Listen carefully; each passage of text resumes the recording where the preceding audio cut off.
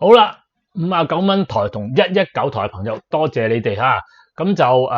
今日咧就要繼續講啦，關於聯邦儲備局有位官員就Loretta Mester 出嚟咗講嘢。咁咧亦都4月份啦，多謝希望你大家咧就繼續咧就用電話聯絡我就會同大家咧做一個私人嘅電話分享啦。咁就同大家傾下世界發生咩事啊，同埋分享下啲事情啦，咁樣啦吓。咁希望大家咧就喺 Patreon 台 private message 就得噶啦。好，咁佢咧就係 Bank of Cleveland 喎。咁究竟呢位係 Hawk 定係係鷹定係鴨嘅咧？Loretta 呢幅啱啦。好，睇下先 ，Loretta Mester 究竟鷹定 Hawk 咧 ？Cleveland 係10分之鷹嘅呢個10分之鷹嘅呢位女士。咁今年咧2023年係冇投票權嘅喎，係冇投票權嘅喎。咁但係咧都十分有份量嘅一位仁兄。咁呢個女士咧就話，最主要就話我哋個利率咧係需要係升破5厘先至合格嘅，先至合格。咁即係而家咧，即係而家講嚟講去就話，我哋其實咧加埋今次息就冇啦。咁佢其實就將呢個情況咧係話俾你唔係嘅，我哋可能咧仲要嚟多1-2次，先至可能會停一停、唞一唞嘅啫，就唔係話會完結只不過係唞一唞。咁我亦都唔相信啦，係會咁快完結嘅。咁呢位 Cleveland 嘅 Fed Chair 咧，就喺紐約嗰度咧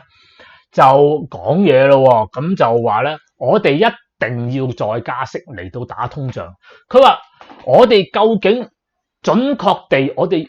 即係要話俾你哋聽或者我哋想知道，我哋要由而家開始加幾多息咧，同埋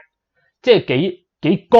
同埋幾耐維持喺呢個高利率政策，全部係睇我哋呢個通脹係點樣情況進展，同埋仲有一個就係通脹預期呢兩個都要向下先得。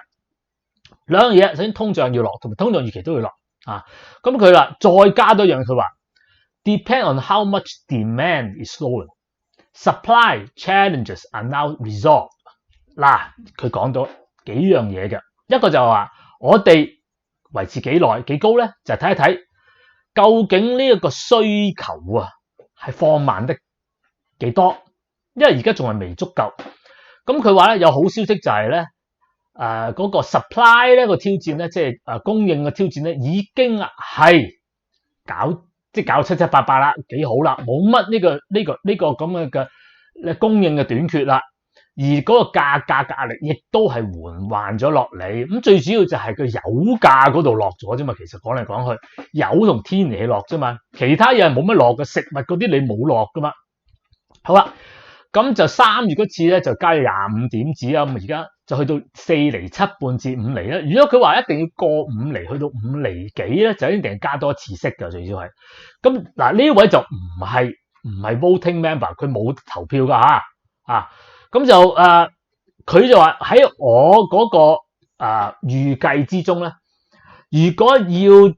將一個通脹，我哋而家呢個通脹咧，打到落一個可以維持嘅下降軌道，去到2%，即係一路咁樣維持落去，跌落去2%，同埋延續2%咧，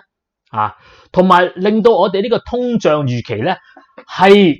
唔可以有過高或者話或者過低，總之係合適嘅咧。咁我哋呢個金融政策咧，就一定要更加進入呢個緊縮貨幣政策嘅今年，即係話我仲要緊啲，即係而家未夠緊，我哋 not in 即係唔能夠入到一個足夠嘅restrictive territory 即係 sufficiently restrictive territory， 即係足夠地緊縮咁佢話啦，而家我哋嘅聯邦基金利率咧，我相信咧一定要升超過5%，冇話5點幾，要先升到5%同埋真正嘅聯邦基金利率一定要維持喺正嘅 territory， 即係正嘅區。咩叫 real Fed Fund Rate 咧？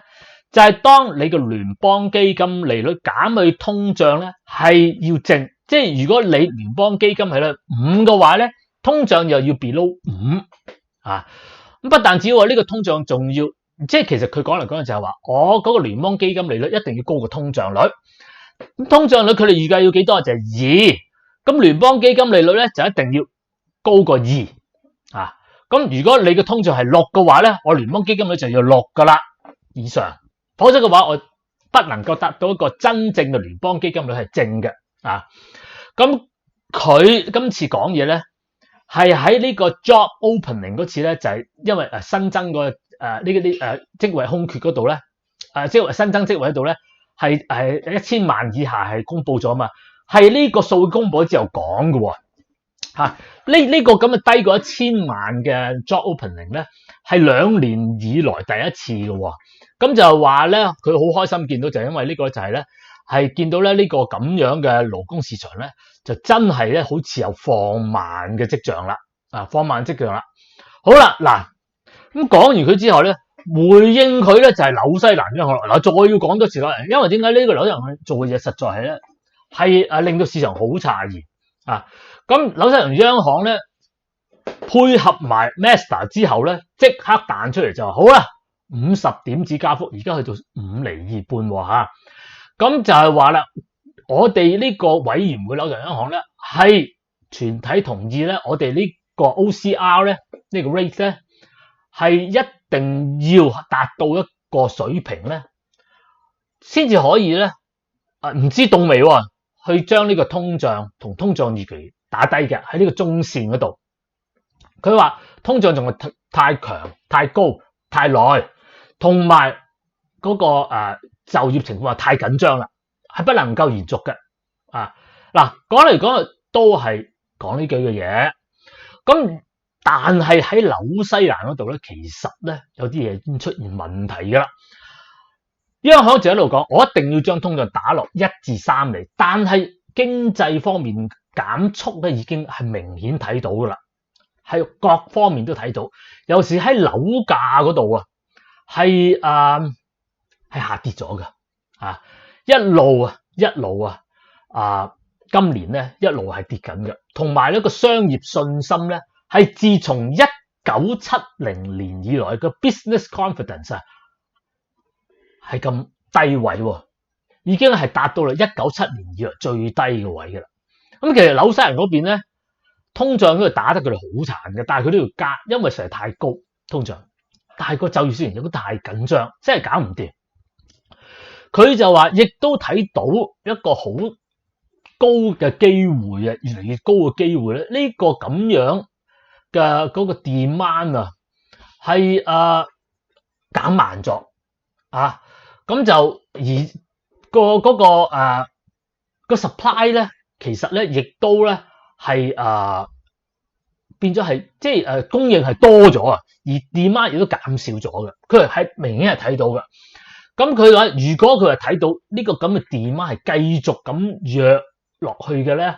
佢哋咧就到時再講，睇下佢哋做得夠唔夠。咁但係佢就話我哋而家預計我哋嘅 OCR rate 咧喺5月咧就由原本嘅5厘2半咧增加到5厘半，即係話今次咧就加咗50點子，即係加埋咧本來5月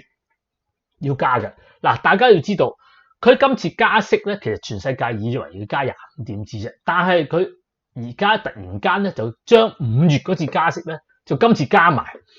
咁變咗而家咧就變咗咧，本來咧去到5月咧，大家諗住咧你加到5厘2半就算嘅，點解知今次已經去到5厘2半？咁變咗去到5月咧就可能加5厘半嘅咯，加到去咁當然咧紐西蘭即刻升啦，但係咧又落翻去啦咁大家要記住紐西蘭央行係加得好急噶，佢50點子係2月加完，跟住11月又加75點子，咁仲有紐西蘭央行唔係個個月開會喎，仲係咁其實咧佢呢個咁嘅加速情況咧係領先全球嘅央行噶咁就因為有好多中央銀行咧已經係將呢個加息情況係減得好慢，但係佢亦仲係加得好急。咁聯邦儲備局亦都係將佢加息情況咧係去到25點子啦。加拿大央行仲衰啦，就唔加啦。南韓亦都唔加啦，已經唔加息啦。咁就其實呢啲國家咧嗰個通脹，呢兩個國家都係 ease 咗，即係少咗㗎。咁澳洲央行早一日咧，亦都係唔加喺3.6厘嗰度，但係就警告全世界就我哋可能遲要再加嘅。咁紐西蘭央行亦都有提及咧，就話咧佢哋好緊張咧呢個咧，留意到歐洲同埋呢個美國嘅銀行業方面啊，嗰啲銀行業啊，即係嗰啲domestic 啊，即係國內啊，歐洲同美國國內嗰啲銀行業咧出現問題就有風險啦。佢話，但係呢一個對我哋打通脹咧係完全冇任何衝突嘅。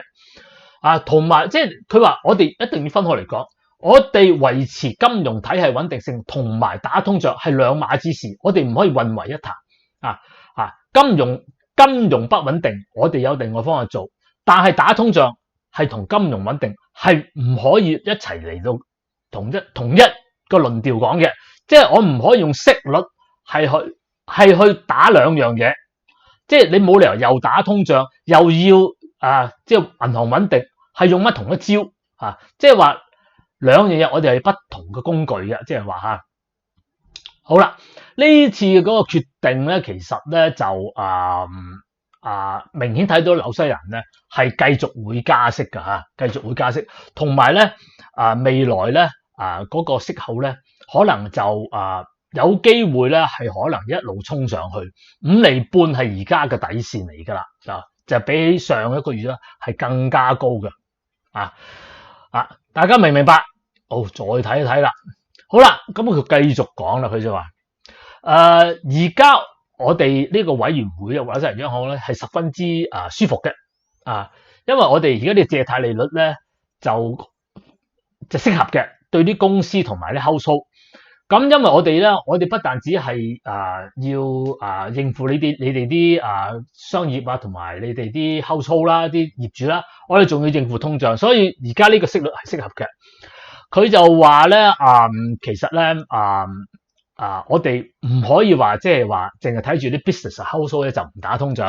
咁但係咧如果你哋真係出現問題咧，我哋咧就真係有可能咧，即係有好大壓力喺呢個 lending rate 嗰度咧，可能要下行，即係呢個會有壓力嘅。佢話會有咁佢話咧50%，呢50點子嘅加息今次行動咧，係維持到一個咧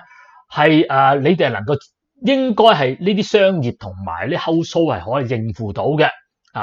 咁就亦都咧，因為咧我哋都要照顧埋個存戶因為 retail 嘅 deposit rate 咧，我哋都要升埋噶嘛，咁啲存戶都係要加埋俾佢啦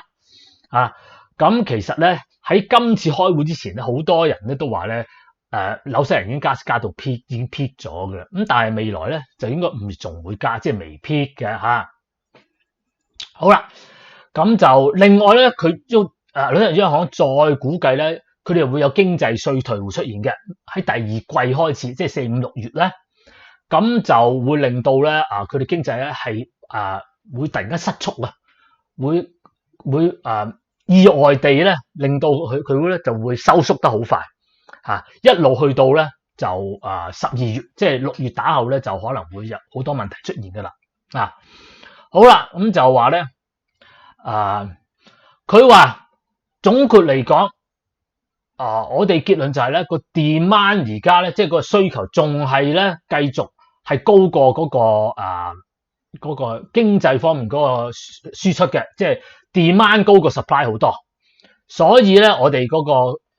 inflation 通脹率咧以年計仲係會繼續上升。咁第四季咧紐西蘭通脹率係 7.2， 咁就2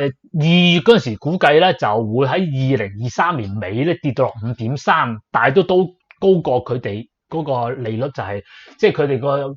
預計係1至3% 嘅通脹率嘛，所以去到2023年尾咧都冇可能咧係打低通脹噶啦咁佢話咧一路睇落去啦，佢哋應該睇到咧嗰個國內嗰個 demand 係繼續放緩嘅咁同埋咧嗰個核心通脹啊，同埋呢個咁樣嘅通脹期都會放慢嘅。咁究竟有放慢幾多同足唔足夠咧？就睇睇我哋未來呢個咁嘅金融措施啦，